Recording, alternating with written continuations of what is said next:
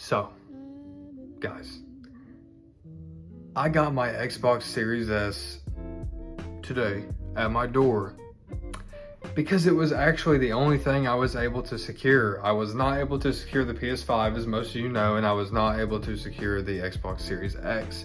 So, I'm going to tell you if the Series S is actually worth it, coming from an Xbox One X. And we all know that the Xbox One X was actually a very powerful console. So, does the Series S hold up to it? Or at least a little bit better, because you are going to be paying $299 for the console. Now, obviously, you're going to hope that the Series S is just a little bit better than the One X. I mean, obviously, the One X came out like 2 or 3 years ago now, so this is the new lower end budget of the new Xbox. Now, the first thing I noticed initially right out the box is the controller. Now, the controller now has these grips on it, these little grips that are coming off of the triggers that you did not have before, and then you have grips coming right here. So it's pretty good for if you get sweaty and you're going like this a lot, you're playing a lot of Call of Duty, you're playing a lot of Warzone, and you start slipping on the old Xbox. It's not really going to happen as much on this one. It does have the share button. It's got the little D-pad right here that is just like the new ones here. You've seen this one a million times from the videos you've watched, and people always say if it's not broke, don't fix it. And you know, that's kind of how it should be. I mean, it's a great controller, and I agree. If it's not broke, I mean, no need to really fix it. Now, my other impression when I took it out of the box is how small this console really is. Now, when you're looking at videos of it on the internet, you're like, okay, this is a small console, but no, it doesn't really hit you. It doesn't hit you all the way until you see it in person. I mean, this is a small console, and this thing is small along with quiet. It is very, very quiet. I mean, I can't hear it at all. Just like the PS5, just like the Series X have been told to be quiet, this is very quiet also. And I also like the sleek design of it. I know some of you might not be a fan of the cooling fan at the top, but I do like the whiteness and the black circle along with the top. It looks a lot better in person. When you see something like this on the internet, you're like, I don't really know if I'm gonna like that, but trust me, I think a lot of you guys, if you decide to get this, you're gonna say this looks a lot better in person.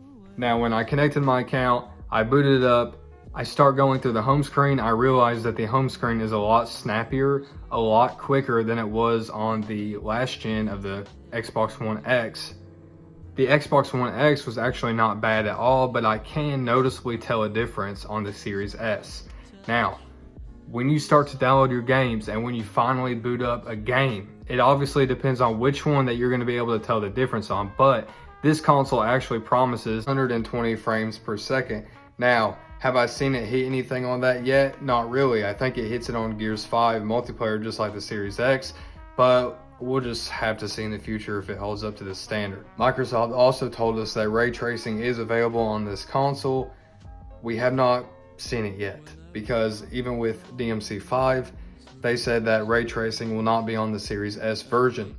And that is, it'll make you a little bit weary about whether or not it's actually going to hold up in the long run.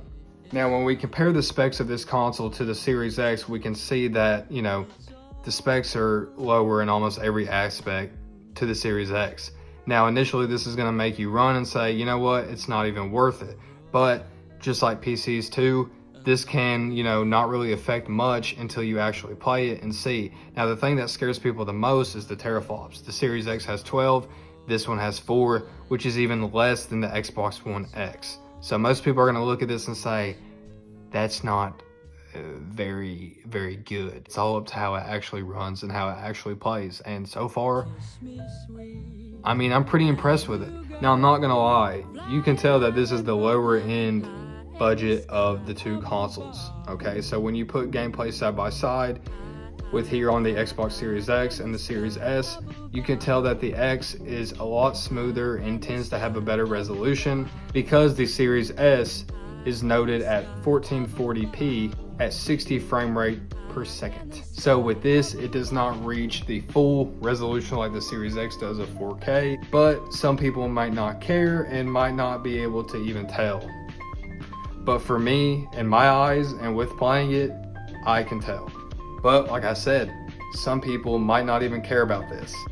Now, if you're upgrading from the Xbox One X to the Series S, it's obviously going to be pretty much the same home screen, except, like I said before, it is snappier, it is quicker. The store loads up a lot faster than it did, and everything just seems to be a lot quicker, so it does feel next gen on that level. Now, with the loading times, it is almost on the same par as the Series X so far with the games we got on the last gen. Now here's the loading times compared to the Series X. And on some of these, it's usually just a few seconds slower, so really not that bad at all for a $200 decrease in the price. Now so far with my time spent with this console, I can say that, is it an upgrade from the Xbox One X? Yes, but is it worth upgrading right now? So I might just tell you, hey, just spend the $200 extra and get the Series X. Now, if you're one of these people that does not have a 4K TV, you do not have a TV that has really been updated, you're one of these people that just likes to play games, and you think it's more important to you that a game runs at 60 frames per second and it doesn't have to look all the way good and all the way mighty powerful like it does on a Series X, then this console is definitely for you. If you're one of these gamers who could really care less about this, you just want things to be a little bit quicker, the home screen, the loading time, and you could really care less about the full potential of graphical power, this is definitely for you, and I would say cop this thing without a doubt. $299, if you can get your hands on one. I know it's really hard right now, believe me, I'm in the same boat. If you can get your hands on one, definitely cop this thing without a doubt. Now, if you do not want to sacrifice these things, then no, I would definitely say just wait on the Series X.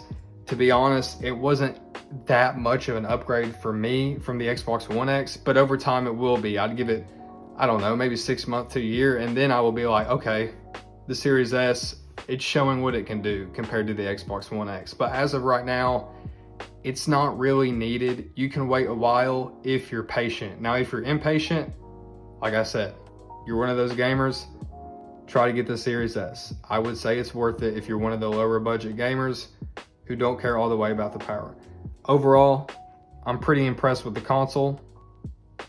Not a bad buy at all if you want to just get something, even as a backup. If you're a Sony gamer, you stay on your PS5, your Series S is going to be a very good backup. If you want to experiment with the Game Pass and experiment with what Xbox has to offer, the Series S is going to definitely be for you too. All right, guys, so these are my thoughts about the Series S. Let me know what you think in the comments. If you've spent some time with both of the consoles or just the Series S or the X, and tell me why you're going with either one.